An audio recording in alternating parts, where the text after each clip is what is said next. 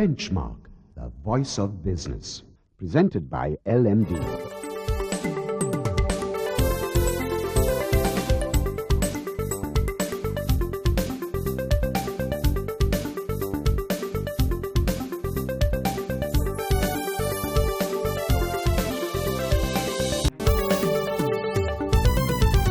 On this edition of Benchmark, the state of business is our focus today, and in the hot seat is the President of the National Chamber of Exporters of Sri Lanka, Ramal Jasinghe.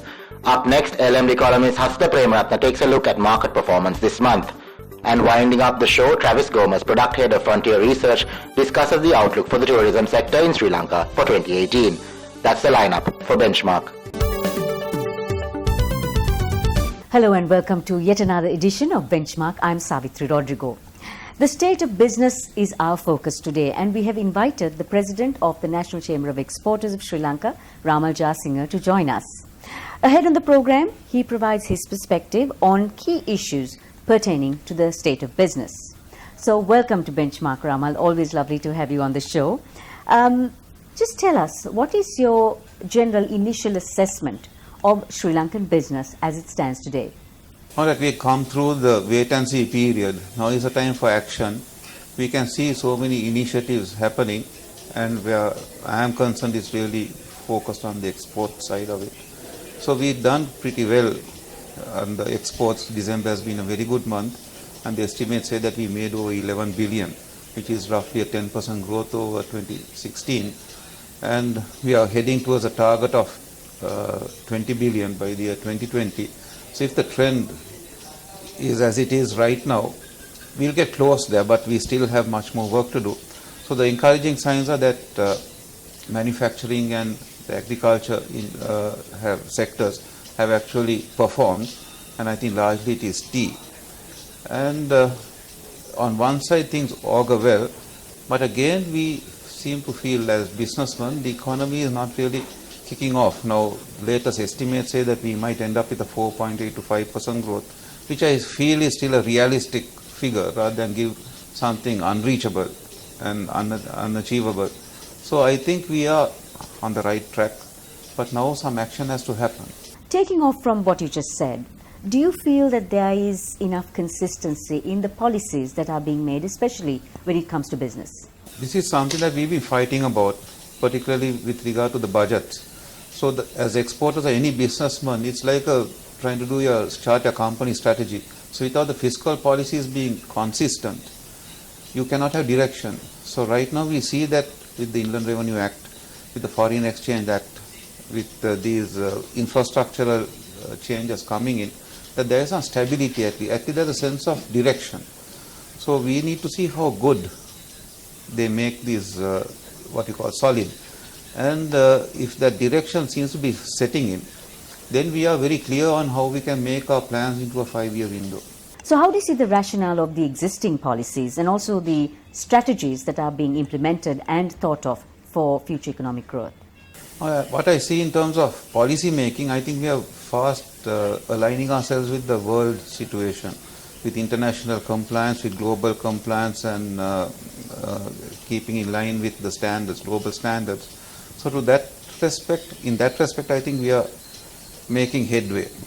And now with the involvement of the WTC getting involved in our various strategies, particularly the national export strategy, I think there's international flavor coming in.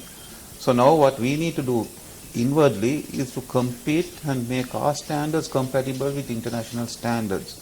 So to that extent, provided you get the fiscal consistency or consistency in regulations, then we have direction to plan. Right now we are still not sure how consistent these plans would be. So that is a question mark which will be left to be seen, but again we need to think inwardly as companies and industrialists and exporters, so how we could be more competitive in a changing global scene. So there is always this idea that the government didn't do this, so the government didn't do that. But how much of an onus does the private sector have in ensuring that business is maximized? For the longest time, I think this came up somewhere in the 80s or early 90s, that the engine of growth is the private sector. Now, I think we have gone away from that, And the private sector, particularly the chamber movements, are very powerful sectors that drive change. So I think we got to, while we have the government to guide policy and to guide direction, it is we who make the changes. So there is, as I said earlier, we need a lot of inward thinking and be focused on what we are doing. And then probably you might find a more active, and I think even the government thinking is to hand over as much as possible to the private sector to guide direction. Net foreign direct investment hasn't been doing too well in the last few years. What is stopping Sri Lankan businesses from attracting FDIs and actually having adequate progress in that area? I think again it's infrastructure and political stability. Now, as we speak, we are going in for a provincial council election, which probably could be the barometer on what the political scene would be over the next 2 to 3 years. So, again, you get back into a wait-and-see situation. So, I think FDIs, for them, the primary thing would be the political stability. So, I wonder whether they see that. But having said that, you can see when you look at the skyline in Colombo, is changing from day to day. And I think to get a bit personal, my daughter asked, I mean, once when I'm going out, you can't throw a stone, you find an apartment, who's going to live in these? Pertinent question, but nonetheless it's progress. Right? So there is something happening. And FDIs, I think we need to do more to attract. And again, we need to strike a balance. Now from the chambers, we see the chamber membership crying out for protection. And then say you have an FDI, then what is the potential of one of our exporters or one of our manufacturers or one of our enterprises competing in that? So those are details that we need to work out while inviting FDIs. But I don't know if there's a direct connection with the FDIs or the attractiveness and our local interests.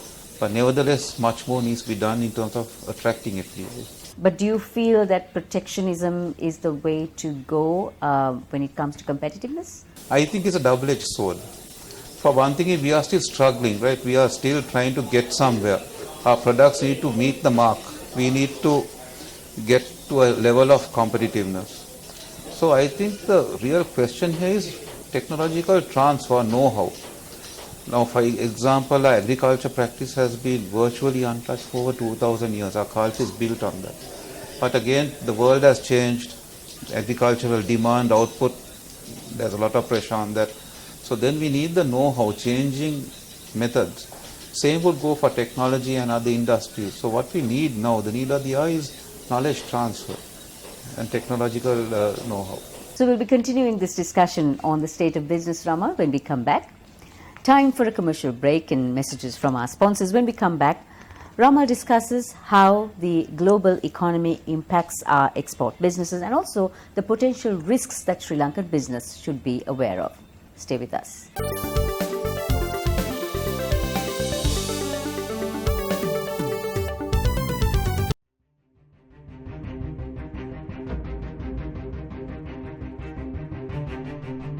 When we entered the industry in 1995, a new star was born as a fully owned subsidiary of People's Bank. For those seeking to grow their businesses, PLC provided the seed.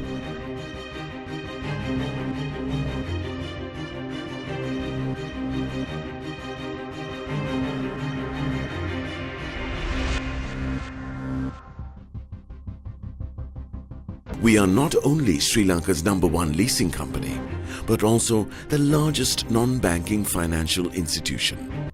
Welcome to a new dawn for the nation.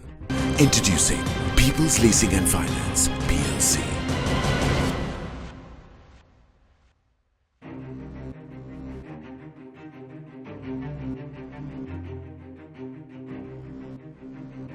LMD is making waves, airwaves. The next big thing from Sri Lanka's pioneering business journal, LMD Podcast, now online. Listen to our articles on the go at www.lmd.lk. Select, play, listen. It's that simple.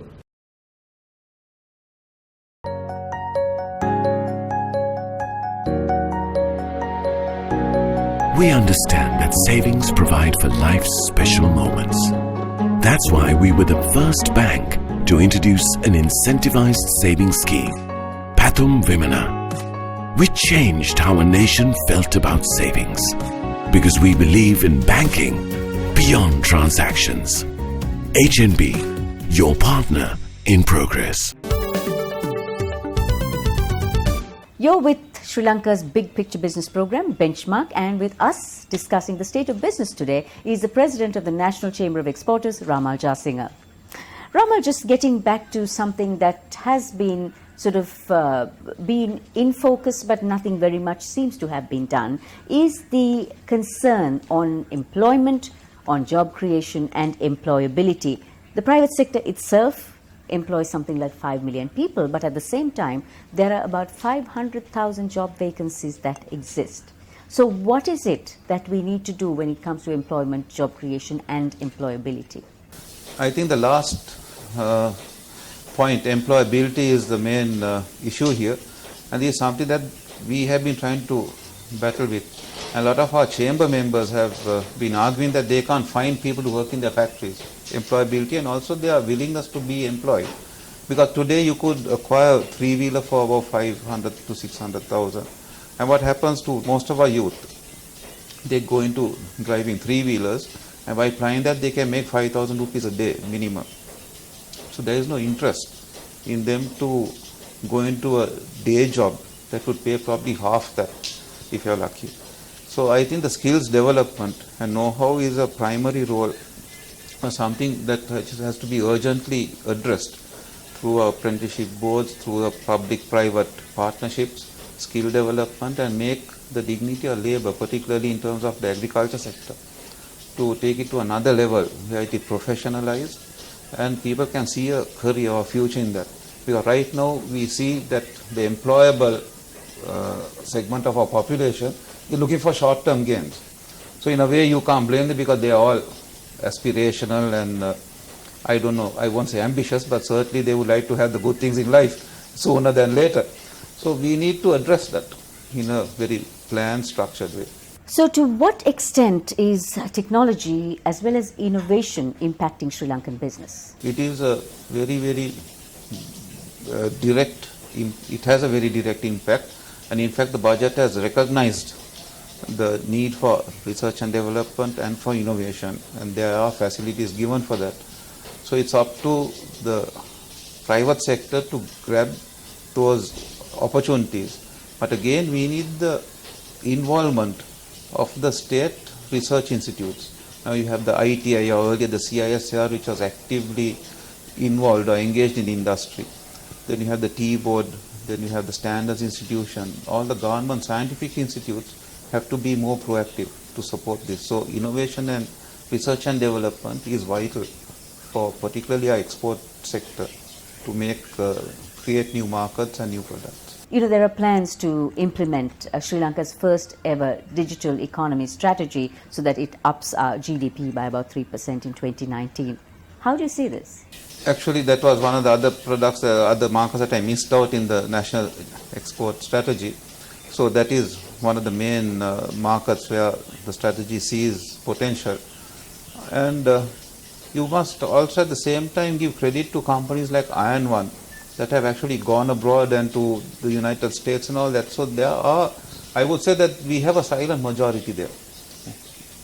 So they've been outward looking. I mean, we have a presence in a lot of the main countries, particularly in the West. But then that education or that knowledge needs to be imparted to our villagers. So then you will build up a whole lot of, because at the end of the day, intellectual power that could develop the economy. So I think the more you include, if the IT industry is more inclusive, that could make a big difference, like what India is to IT, in the global space. I think with the advantage of us having been literate in English, that we could go even further. So what do you think are the potential risks that Sri Lankan businesses should be aware of? One thing is the financial risk, which needs to be adequately mitigated by having systems. Now the SLESIC, Sri Lanka Export Credit Insurance, I think they are playing an active role now. Then the Export Development Board is doing their part in protecting or at least getting the buyer and the exporter in line. So the financial risk is there, but I don't think we felt it that acutely because our quantities are not that big. And the other thing is the risk of our product quality being challenged, because at an early interview that I participated in when we had the problem with tea, now the respective institutions like the tea board or the coconut research board for virgin coconut oil should have standards, and I think we should have punitive measures for if one exporter does not meet with the standards, what sort of punitive steps that we take, because you compromise the entire export sector to that country. So we need to see those punitive measures being taken, and what we take to mitigate them, whether our standards of testing are high enough, whether it's in line with international standards. I'm sure they are, but it is a process of continuous improvement. So I think the two main risks would be financial and compatibility or quality. There's also been a lot of rhetoric about SMEs, and well, thus far it has just remained rhetoric. Nothing very much seems to be concretely done on behalf of SMEs. What are the major priorities do you feel in terms of SMEs if we are to actually bring them in as active players of the economy? Yeah, so one thing is the SME requires a lot of hand-holding, because most of these are probably enterprises or proprietorships or family businesses, or a few people getting together and setting up a SME. So you need the hand-holding. Firstly, financial. We are on a business case, and I think that is now improving. The banks are more amenable to help them. And the next is, and I think the most important, technological know-how and knowledge transfer. So that could come, and I hope the FTAs that are being brought in will bring that, the knowledge transfer and the technology and know-how, because that will be the engine that would change the entire complexion of the SME, and also develop niche markets abroad for their products. Now, if you take the countries of Japan, Korea, and India, where they actually had big multinationals coming in and transferring knowledge. Now, we need to have that for the SMEs and for the effective working of these free trade agreements. So as a final question, Ramal, what is your outlook for business in the next year or so? I think if we are all focused, leaving politics aside, because now I think we come to a stage of maturity that, let the politicians be up to their game and let us do our thing, what we are good at, that is doing business. And I think if we are focused on business while keeping a watchful eye on fiscal policy and on policy making and ensuring stability and consistency, I think we'll be definitely we should reach the 5% growth mark, but it's not good enough because our base is small. With the necessary corrections, I think I'm fairly optimistic, leaving political instability aside, because now we cannot afford to wait for the politicians to do their job. I think we need to do ours, because we need to survive and probably go a step beyond that and even thrive. Let's just hope that good sense and maturity will prevail. Thank you so much, Ramal, for joining us. My pleasure. Thank you. We've been discussing the state of business with the President of the National Chamber of Exporters of Sri Lanka, Ramal Jasinghe. On the other side, we have Anushan Selvaraja.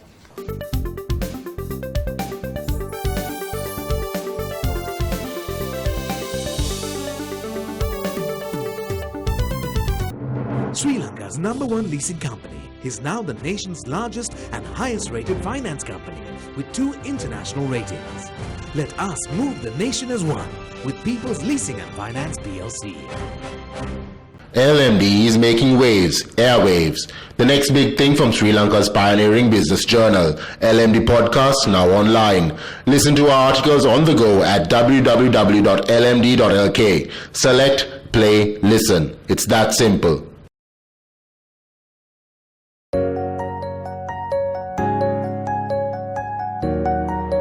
Nearly 60% of all businesses in our country are SMEs. Some of our most growth-oriented financial solutions have been customized to serve this sector. That's why we have invested over 500 billion rupees to support the backbone of our economy. because we believe in banking beyond transactions. HNB, your partner in progress.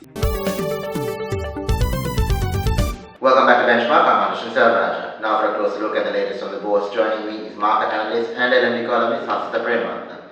Welcome back to the show, Hasita. Now, just to start off with, how has the bourse performed so far for 2018? I think that the overall condition has been showing some of a positive trend. We've seen some pickup in the market, but of course it has not been a very aggressive pickup, and the activity levels have not been too significant, but there have been a reasonable amount of movement in the index on a positive note. On the other hand, we have also seen the election related campaigns are going on, so more like the lot of tension around whether the government's continuity and the political stability will go past the election point is a question mark that a lot of people are asking, and investors also are looking at it, whether this will have an impact towards the market as a whole on a positive or a negative note. But I think right now, when you look at the political platforms, it's more stage drama and a lot of things being told. To take context of what's being told and how it will have an impact, I think we just have to see it after February 10th. I don't think there's going to be major changes to what's going on right now post February 10th after the elections are over. Now, FTA was just signed with Singapore. What are the pros and cons of this as far as our capital markets are concerned? Yeah, so I think the Singapore FTA is important from a financial sector perspective and some few other selected sectors perspective, because what can happen is that Singapore is obviously one of the trading hubs, and we can complement with Singapore on certain instances, while we will have to compete with Singapore on the other side. So some industries, some areas which we compete with Singapore might have a little bit of a negative position, but wherever possible, the opportunities that will come will be to collaborate and work together, so that with Singapore companies we'll have a duty arbitrage to take, and that certainly will be a positive sign, especially when Singapore and certain transactions take place between some of the other countries. Singapore has a lot of a web of FTAs which capture ASEAN as well as South Asia. So we will be able to make use of this FTA to also get into and access some of the other regional FTAs as well. What about our FDI position then, Hasita? What are our prospects as far as FDIs are concerned?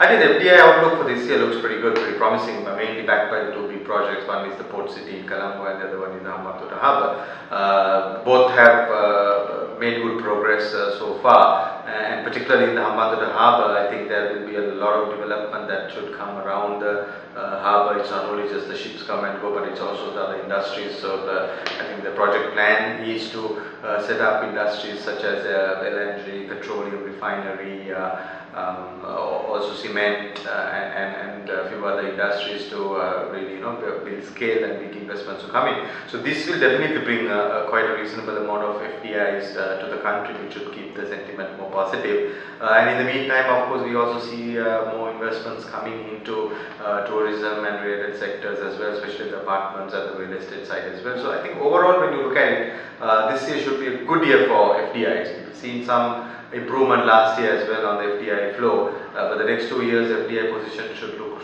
fairly strong, backed by the two main projects. Right. Thank you very much for joining us, Hasita. Thank you. That was market analyst and LMD columnist Hasita Premratna. We'll be right back after a short commercial break. Stay tuned.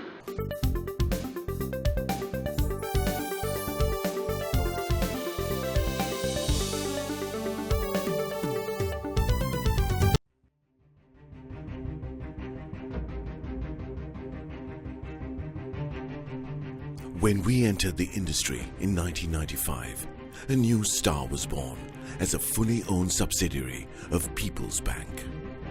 For those seeking to grow their businesses, PLC provided the seed.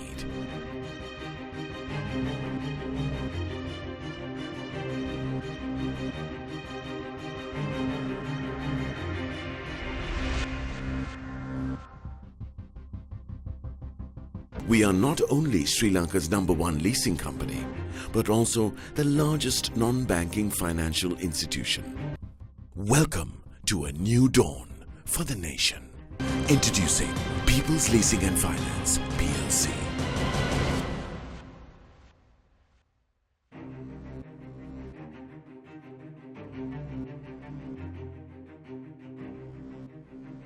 LMD is making waves, airwaves. The next big thing from Sri Lanka's pioneering business journal, LMD Podcast, now online. Listen to our articles on the go at www.lmd.lk.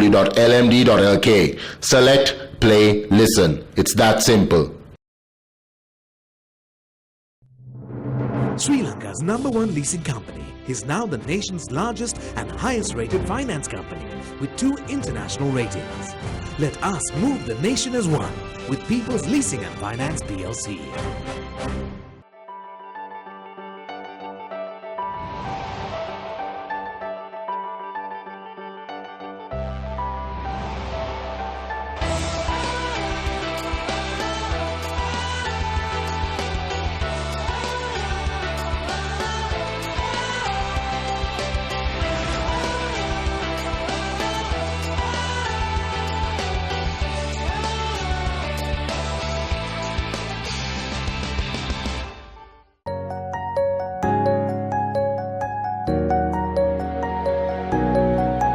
Gami Pubudua, our microfinance offering, makes it possible for the youth of this country who have a viable business plan but lack the funds to realize their dreams.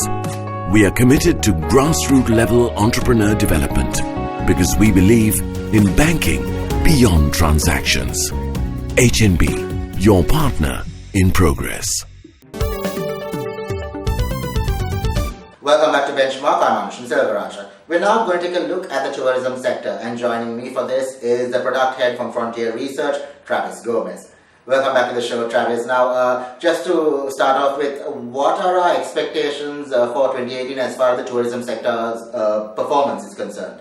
So if you look back at 2017, really, what we've seen is that it was quite a challenging year, and actually we kind of fell short in terms of like the tourist arrival targets, and we just managed to get just slightly over 2.1 million tourists, and a lot of it was, partly it was because of some weather-related disruptions that were happening because of dengue and because of the flooding and things like that. So one thing that we're noticing is these things are becoming more frequent, and also it's going to become like a regular occurrence that these sort of disruptions are going to affect our tourist arrivals. Also, at the same time, we're sort of seeing a slowdown from like the traditional tourist destinations from Europe. Particularly, there has been a slowdown, whereas though on the other hand, that's been compensated by other markets, like Eastern Europe is growing, then from particularly India and China are like the 2 main markets really. So really, I think for 2018, I think it's definitely going to be better. I think the sentiment is that it's going to be better. And though, I mean, what the hotel operators really need to focus on is to realize that this is now, there's this shift that is happening in terms of the demographics for tourism. So they really have to, bring up their game in order to, particularly given that the threat that is coming from the informal sector. I mean, they should not really see that as a threat. It's more like an opportunity for them, because I mean that's basically adding variety to the sort of the sort of activities, the opportunities that you have here. So really, they should really gear themselves to cater to this new upcoming market. So I think that's... Now, Travis, for a lay person, the branding for tourism sector doesn't seem to be going so well, but we see online these backpackers who come down to Sri Lanka, they do their own videos using GoPros and phones and whatnot, and they are generating more interest than our official channels are generating. What are your thoughts on this? Yeah, exactly. So one is in terms of we need to really focus and get what is our consistent image that we want to portray. Is it either, so I mean there are different views on it. So a lot of the traditional, the hotels, I mean they basically still want to like focus on that sunset and beach. But really, if you take like the sort of tourist attractions that we have in Sri Lanka, apart from like snow and snow related activities, we have almost everything to offer here. You have the ancient cities, you have the wildlife, the ocean, you have everything here. So I mean they have to like get that branding right in terms of what is Sri Lanka going to be known for, and how do you position it. Now, Travis, there was this issue that was highlighted recently, but it's an issue that has been happening for a number of years now, and that is hotels and guest houses refusing service to domestic tourists. Now, what are your thoughts on this? Because keep in mind, during the off-season, it's the domestic tourists who go and visit all these places and spend their money. Yeah, exactly. I think the authorities need to pay more attention to this. So even in the last budget, I think what the budget really acknowledged was that the informal sector is now playing a much a bigger role. So now almost like 50% of the available room capacity is now coming from these informal, these supplementary hotel establishments. So really the government does need to play because it's come to a point where the government does need to step in a bit. So actually with the budget, the government said that they want to like register some of these establishments and make sure that they are at a proper standard and things like that, which is a positive thing. And through that you can kind of prevent these sorts of things from, because you definitely need the local participation as well, because given that it's seasonal, because a lot of the tourists who are coming to those down south areas, there's a seasonal impact. So during the off season you definitely need more local participation.